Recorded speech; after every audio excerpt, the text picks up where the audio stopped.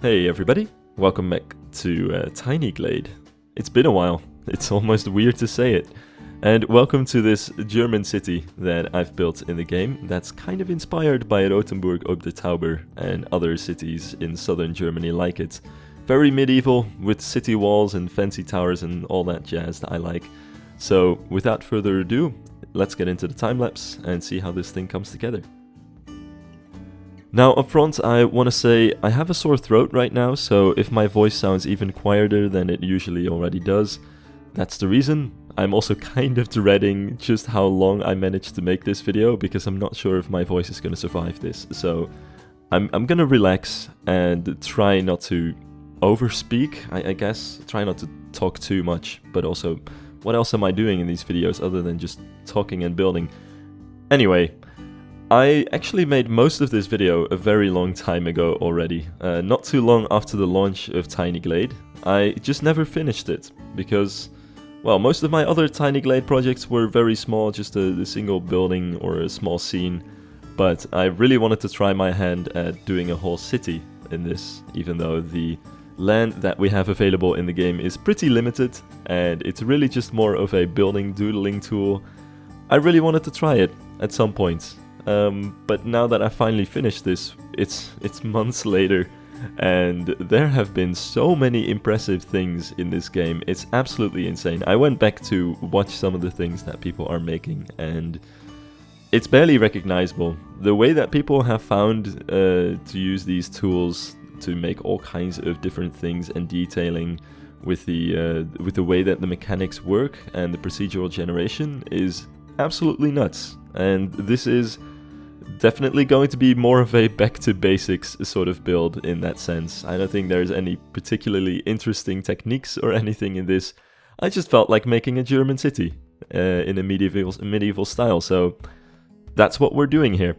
And also, I was very recently inspired to finish this video because I recently visited the town of Rothenburg in Bavaria in Germany myself, which is absolutely amazing. I don't know if you have ever heard of this, but Rothenburg is a town in Bavaria which has most of its medieval city center still completely intact.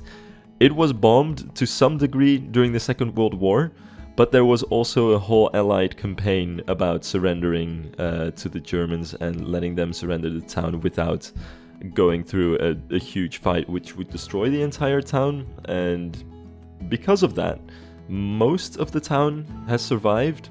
I believe there has been some bombing in the eastern part of the town and many houses over there had to be reconstructed. And this is something you do notice because even though they reconstructed houses in a similar style, and if the walls were still there, they tried to keep the walls and try to keep things as authentic as possible, you definitely do notice some of the more modern techniques on some of the buildings. But the main part of the town was still intact, and so were the city walls, and that makes it a really cool place to visit. It's amazing how almost the entire city wall is still intact, and you can also walk almost the entire city wall. It has beautiful gates with towers on top of almost all of them. It's a city of so many spires, it's absolutely ridiculous, and it's just overall a very pretty city. It's also a little bit Disneyland-esque, I should say, because for good reason, it is extremely popular with tourists. So when you go there, I feel like it tends to feel more like an open-air museum than a living, breathing city, if anything. But I think that's also fine. Just walking around the place is mind-boggling. We spent a couple nights there, so we managed to walk a lot. I think I've walked almost every street by now. Also at different times of day. For some reason, the city walls, with the walk that you can do alongside them, it's just seemingly public terrain, so it doesn't close at any point. So we had some really good night walks past midnight, just walking the walls. There are no lights, it's pitch black. We also decided to raw dog this, so we really had to watch out where we were walking. But the vibes were immaculate, and yeah, overall, amazing memories, beautiful town, and I just had to finish this build. Because it's very Rothenburg inspired in that sense. We have a city wall going alongside the boundaries of the entire city, And at each point where there's an entrance, we have a fancy tower with spires, which is something that you also found in Rothenburg. Many of the towers, they all also have their own unique design, and they're pretty fancy. But even there are some towers that aren't gate towers, like the towers that they would use as prisons or to store gunpowder and things like that. Super cool looking. Also, it's a town with 2 city walls, which is interesting. There's an inner wall and there's an outer wall, and this is something that happens more often with cities. Usually they start off with one wall, and then maybe when the town turns out to be just a little bit too small, they'll build another wall somewhere on the outskirts. And it's something that happened to Rothenburg, and most of the inner wall is gone at this point. But they still left some of the towers in, so you even have these towers in the middle of the town, which is it's beautiful, creates amazing sightlines. There's also this very famous picture of Rothenburg with some towers in the middle of the town, which is a place called Plönlein, which is where 2 roads split and one goes up and one goes down the hill. And just the whole view with the towers and then also the timber frame building houses is very picturesque.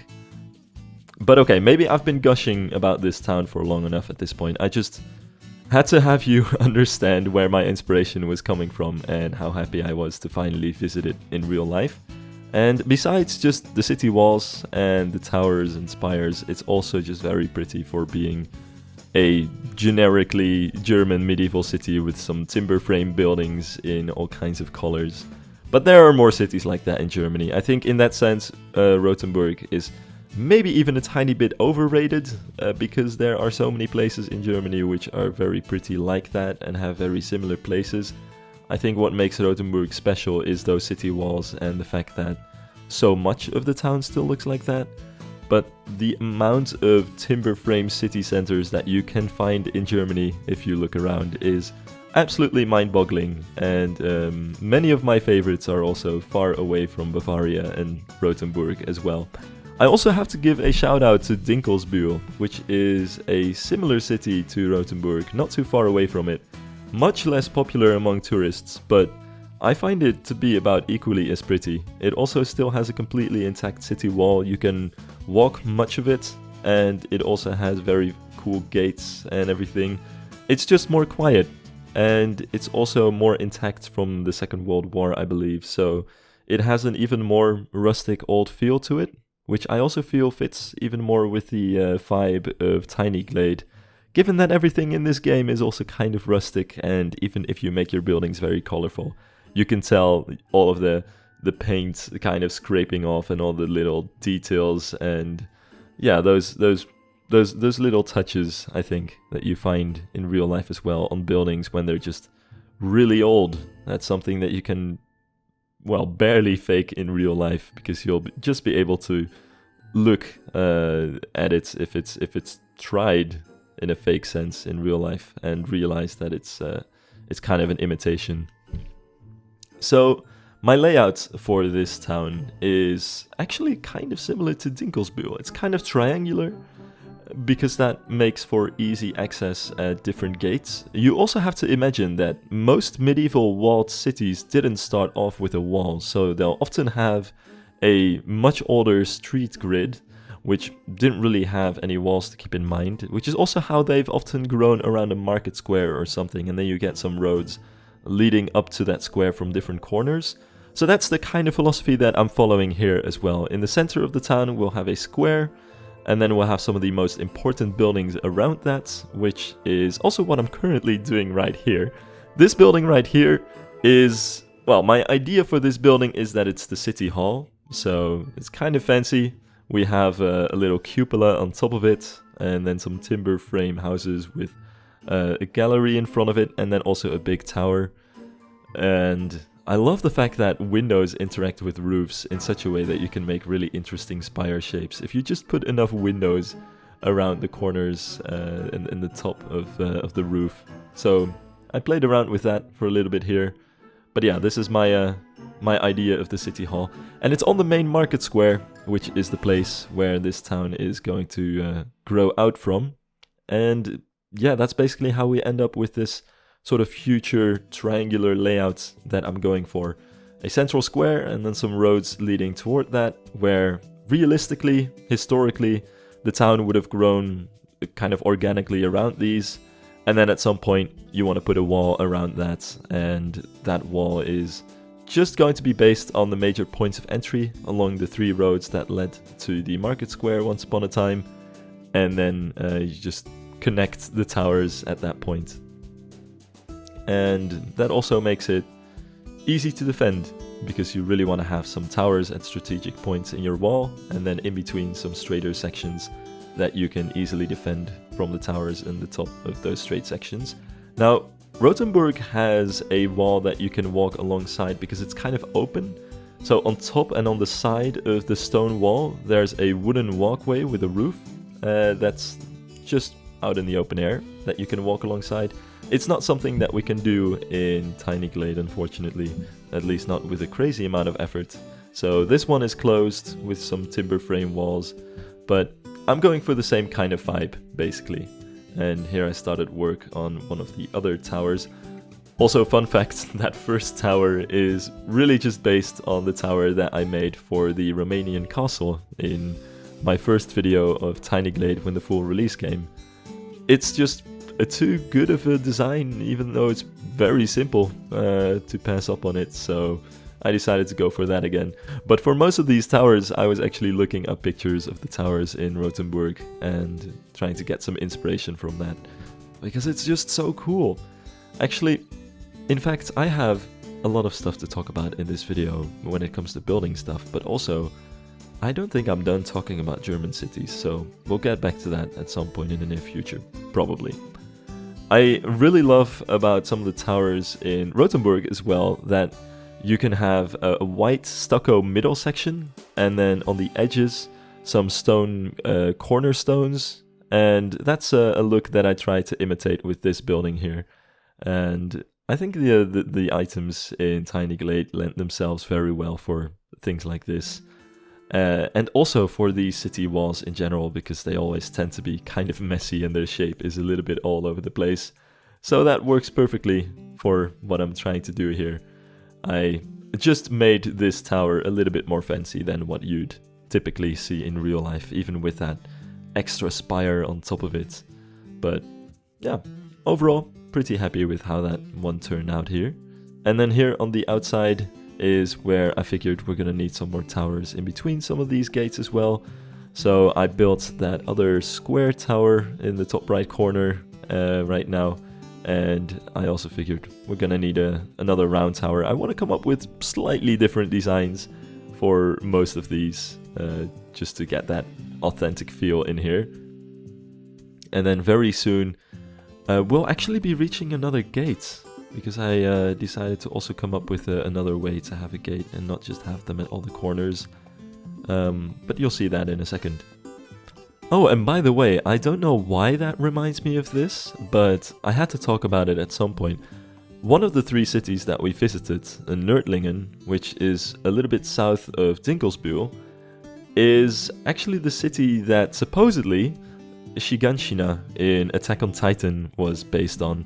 Now, I say supposedly because there's no official link, but honestly, if you look at aerial pictures of both of these things, you can very clearly tell that to come up with the aerial design of this city in Attack on Titan, they just took a picture of Nördlingen from above and then traced it.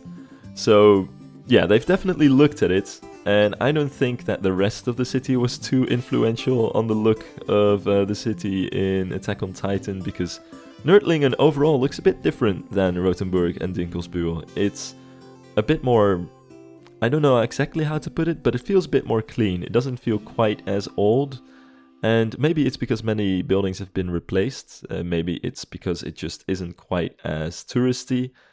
It also feels more like a real city. When we were there were not that many tourists, especially not compared to the other cities, but there were more shops and stores and people just doing their jobs, and overall it's much bigger as well. So in terms of overall aesthetics, it's not really my favorite, but what makes it really cool is that the city walls are completely walkable, which is different from Rothenburg and Dinkelsbühl. You can walk alongside the entire city walls, but also just the general shape of that city is ridiculous. It's almost like a cliche, stereotypical fantasy city design. It's almost completely round. It's almost a perfect circle. You have completely intact city walls. And then right in the middle, almost in the geographical center, you have the market square with the church with its giant tower. And that giant tower is absolutely ridiculously big. But it's also almost exactly in the middle of the town. So when you're walking these walls, you constantly have this view of the city, and the church tower is always in the middle of your field of view. It's really almost like somebody came up with a fantasy city on a drawing table. And that's just how Nördlingen looks in real life.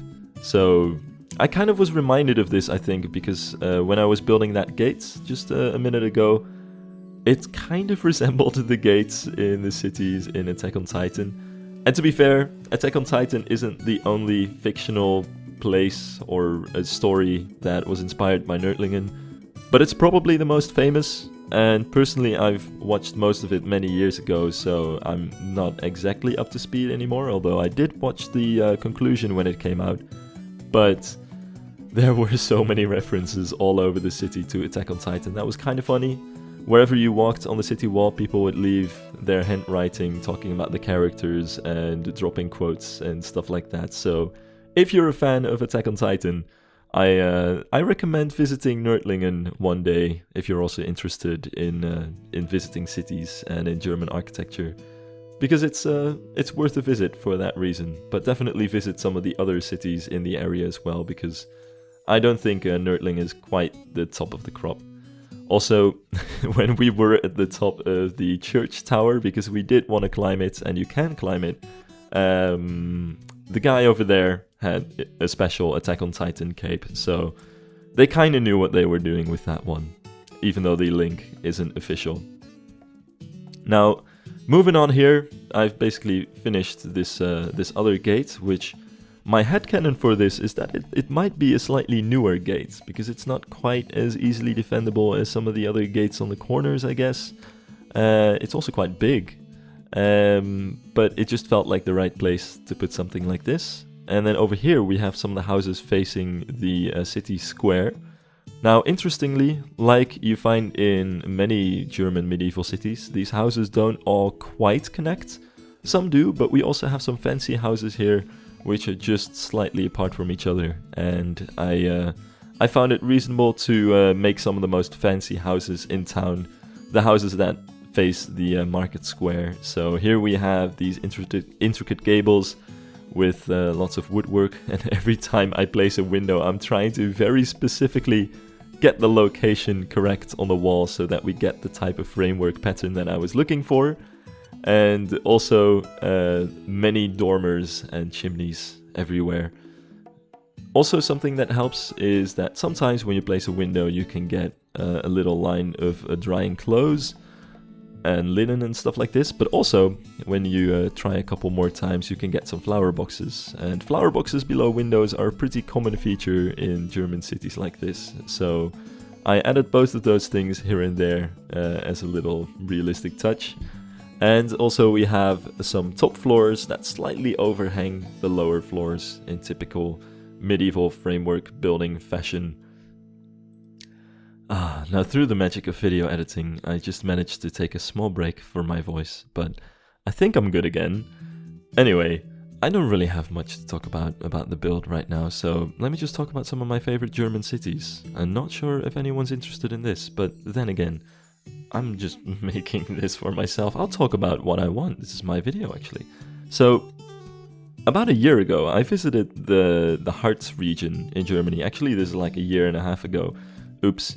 When the Deutschland ticket was still only 49 euros. Those were some good times. But the Harz region is so underrated, I feel. At least, I don't see many people talking about it. And I was visiting in January, so it wasn't really quite the season, but it was almost empty. I barely found any tourists, which surprised me.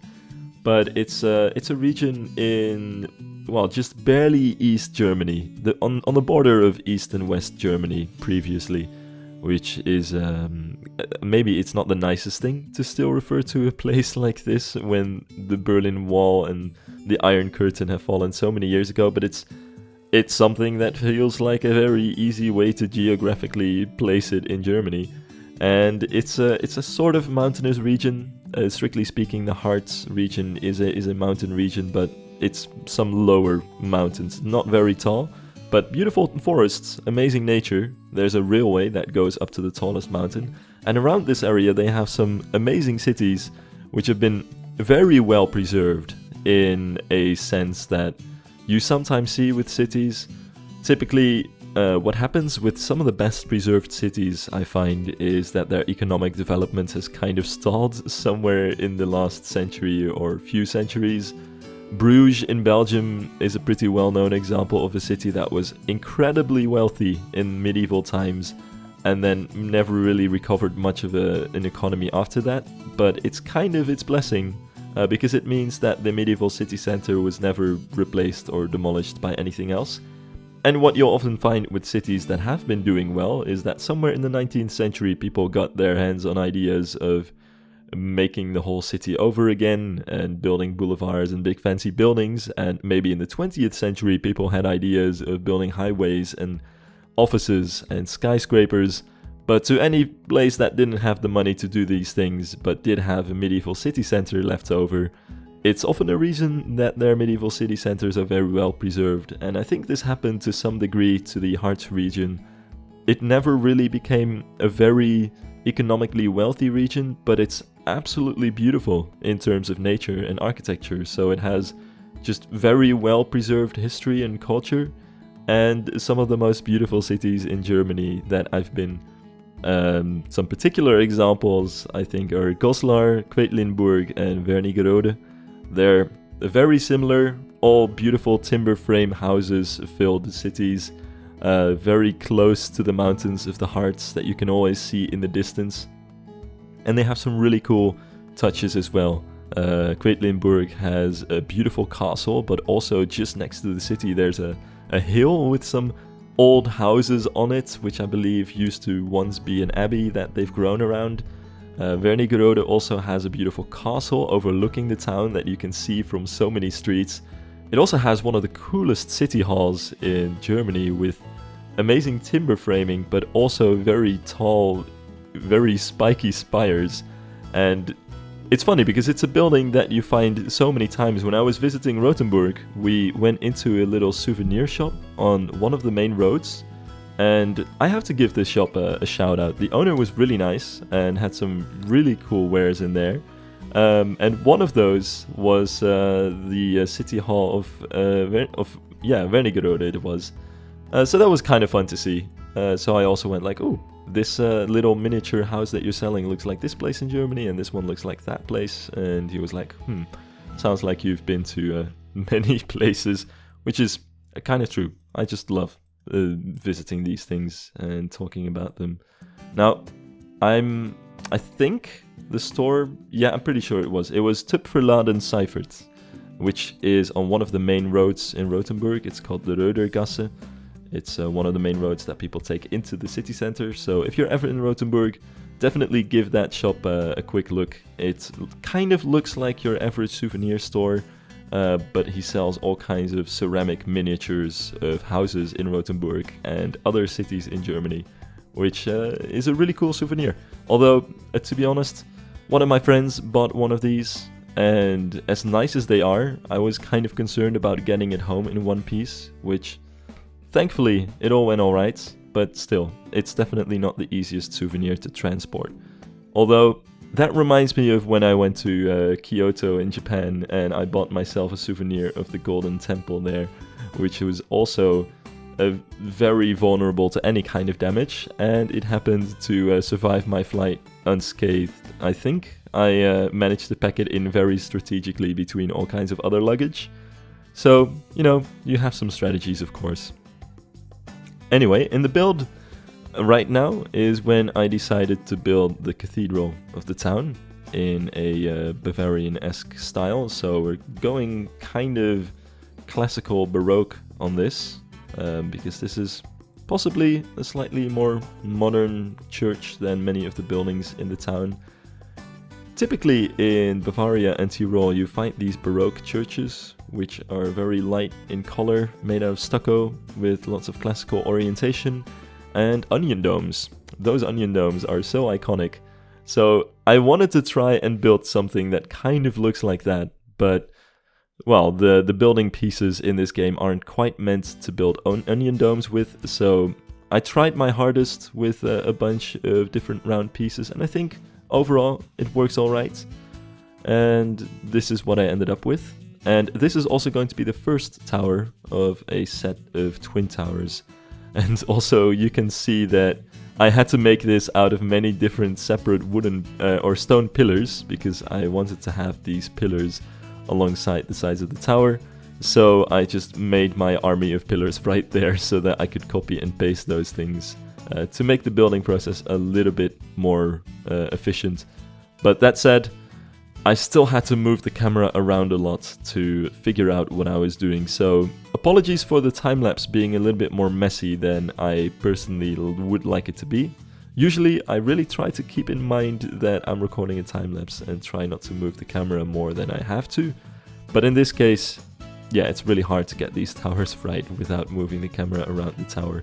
Otherwise the placement of these pillars is very easily messed up. So now it's time for the second tower, and I'll skip you through that process because it's basically identical. Now the middle part is interesting because I wanted to go for a sort of classical facade, and doing anything classical in Tiny Glade is always interesting because it's definitely not a game that's made for this kind of thing. And I've seen some really impressive classical builds, and every time I also kind of feel a little bit bad because you just know that it involved a lot of struggling with stone pillars. But overall, if you look past the fact that the details are not very classical, like the stepped gables, you can make some pretty fun builds like that. And I think it worked out in this case pretty well as well. So we have a very standard layout for a church. Churches are very often shaped like a cross, which is also in this case what I'm going for. And we have the back section over here, which is realistically where the altar would be for this church. And then you have the entrance between the towers with probably the big organ over there. And it's just such a typical church layout, but it works pretty well for this kind of build, I think. And then we also have some buttresses, of course, because even though we have that classical front, realistically, for a building this size and for a hall this size back in the day, just made out of stone, you really need some thick buttresses on the outsides of the walls to support the whole thing. And to make those thick buttresses and also give them a shape that kind of works for this kind of building, I had to use 2 stone pillars for every buttress, and then later on shape them a little bit more. So you can also get an idea like this where the pillars inside the building would be. So you can see some of them on the side, but also on the side of the main hall in the middle, you have some pillars going through the roof and down into the structure. Now that's basically it for the main building of the cathedral, which is also basically the weenie of this whole build.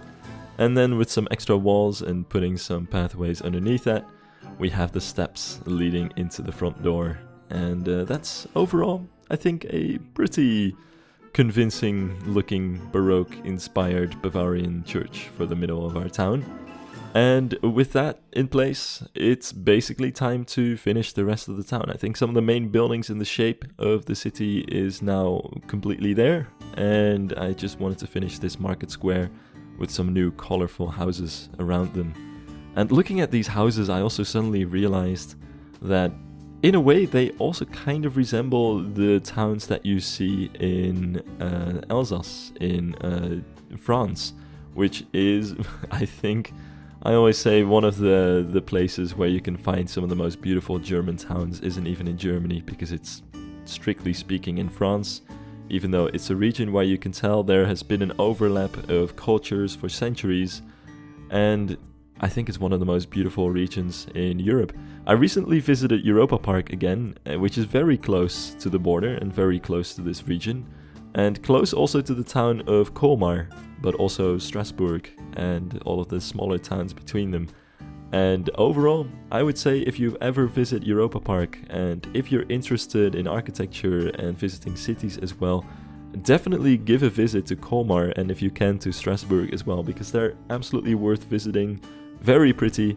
The same also goes for Freiburg, I would say, but I don't think it's quite as special as Colmar is. It's ridiculous how almost the entire city consists of framework buildings, timber frame buildings in all kinds of colors, and it really just looks like a fairy tale village. It's also very touristy, but also for a good reason.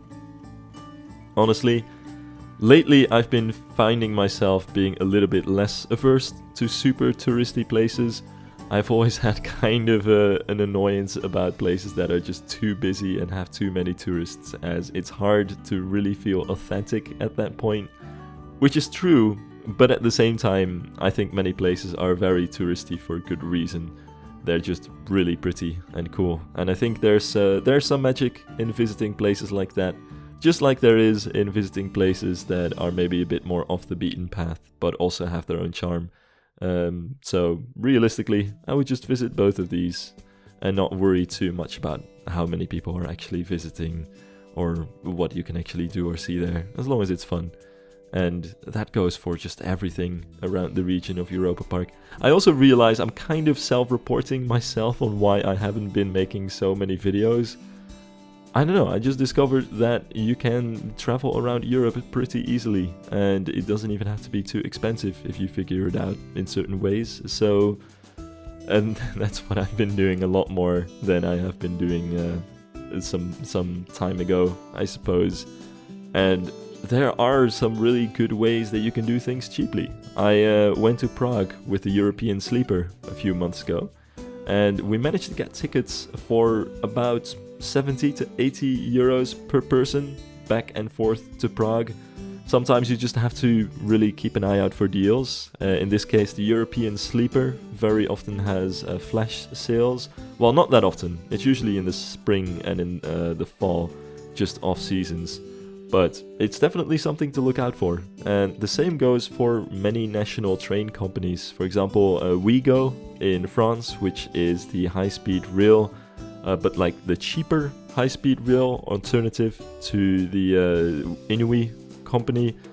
They had a flash sale as well, which is something they do sometimes, and I managed to get tickets from all the way from Lille in the north to Montpellier in the south for 25 euros, including the seat reservation.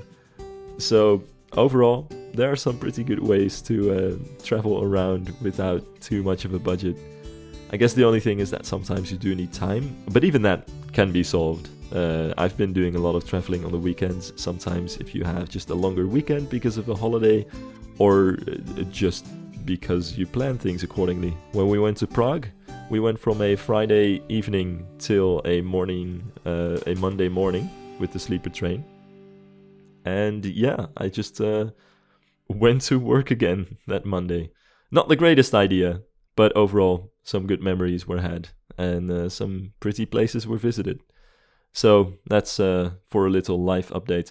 I didn't even talk about the tower here. This tower was inspired by probably my favorite tower in Rothenburg.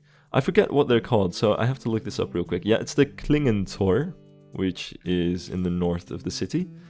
And it has these little spires on the side of the main spire, but not on the corners, but in the middle. And I found it a really cool design, so this one is kind of inspired by that one.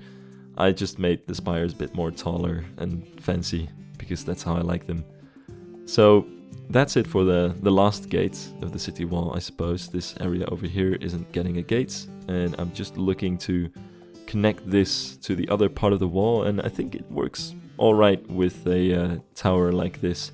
You know, the whole wall doesn't have to look the same. Realistically, that's not something you very often find with city walls, because they're usually kind of all over the place and built in different eras and connecting different kinds of pieces together. So it's a little bit messy, but I think that works alright. And also, sometimes there's a little bit of space left next to a building and the wall, which is a perfect opportunity to add some houses right up to the wall, which is something that historically happened in many medieval cities in Europe that had city walls.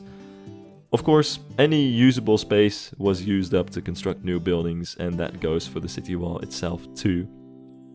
And at least in the Netherlands you find these sometimes as well. Most of them are gone now, but in a few cities you can still find them. I believe Elburg is one of the places where you can still find some of the wall houses. Amersfoort also has a huge ring of wall houses, and these tended to be very small and inhabited by more poor people than anything. But it works, and I think it's a neat little touch to add to cities like this, to have a little more realism to how the wall connects to the rest of the city. And it's also something that I saw in some of the cities in Bavaria as well. Okay, sorry, talking about cities this much is getting me distracted, and I just spent way too long looking at Google Maps at all kinds of cities until I realized that I was procrastinating again.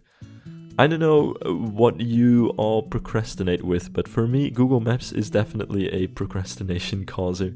There's just something about being able to look at the entire world, much of it in 3D and much of it also with Street View, at all times, wherever you go, that I know I am very susceptible to that kind of addiction, I suppose.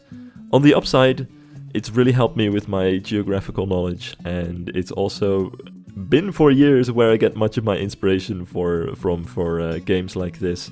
But yeah, I just spent a little bit too much time looking at different city walls in Germany and the Netherlands. But I'm back to finish this video, so hey, there's that. Now, the ending here isn't too particularly interesting, just some extra houses here and there to finish off the last corners of the city that I hadn't finished yet. But there is an interesting little build here behind these houses coming up in a second. And to be honest, I'm not entirely sure what my idea was with this build that I'll be doing here, but I decided to build a water tower kind of building, but given the very medieval look of this whole town, I don't think that's realistically what it could have been, because water towers are a very 18th, 19th century kind of thing. They're a relatively recent invention. They're really pretty though. I'm a very big fan. I will travel anywhere to look at a beautiful water tower. But all that to say, not sure what my idea was with this here, but I just decided we needed an extra spire in here, and this is just about the only thing that I could still fit into this space right here. And it just feels right. So here we go. A little stone pillar with a kind of cone-shaped roof on top of it. And I'm not entirely sure how this house works, but it's probably one of the coolest pieces of real estate in this entire city. And with that, the city is finished. So let's close this video by taking a final look at what I've built here. And do so with a little bit more time than I have in the time-lapse. So here's the end result of this little miniature Rothenburg in Tiny Glade, with some of the main towers that we used to get into the city, as well as this big wall with all of its little towers and spires all alongside it, and in general just so many spires. But overall, I'm pretty happy with it. It's kind of simple and maybe kind of going back to the basics of Tiny Glade again at this point, but it's also, I think, for how much effort has gone into it, which is honestly not even that much, a pretty fun showcase of how it is to play this game, because this is all just doodling as well. I didn't really plan anything ahead. It was just a lot of fun to build these buildings and raise walls and see how it all forms and comes together. And I really love some of the small touches in here as well, like the fact that you get all of these shrubberies automatically, and the details like the barrels and everything like that. All of the random clutter and variations in stonework, and just how slightly messy everything is, I think is such a huge part of what makes this game so much fun and what makes it so easy to play around with. Which reminds me, I just want to end this with a quick look from, well, a first-person perspective of what it's like to walk around in this town. And I think the FOV really makes it feel much bigger than it really is. It really feels like you're actually walking around in a big town, and you can zoom in like this and get some cool views of the cathedral. Or also, this road is one of my favorites around the back here with the little wall houses. And again, all of this individually only took minutes to put together, but all of the detailing that the game automatically adds just really finishes it. Sometimes it's nice to not even finish the paths, just leave some areas like this in for the grass to grow. I think in general, a shrubbery like that on the street and all of this clutter is what really makes cities feel alive. And you can instantly make a kind of ugly street very charming by just adding a lot of shrubbery. Also, sometimes you get these fun views of the towers in the distance. We also have this big street with a gate at the end of it. And when you have these overhanging houses, you can sometimes even, in these narrow alleys, get some clotheslines like this that go from one building to the next. So I can walk around here for quite a while and just be entertained by the general atmosphere of this game. But I'll leave it at this, and thank you for watching this video, and maybe I'll see you in another video at some point in time in Tiny Glade again, or wherever it may be. Could be some other kind of video as well. Anyway, thanks again for watching, and take care. Bye bye.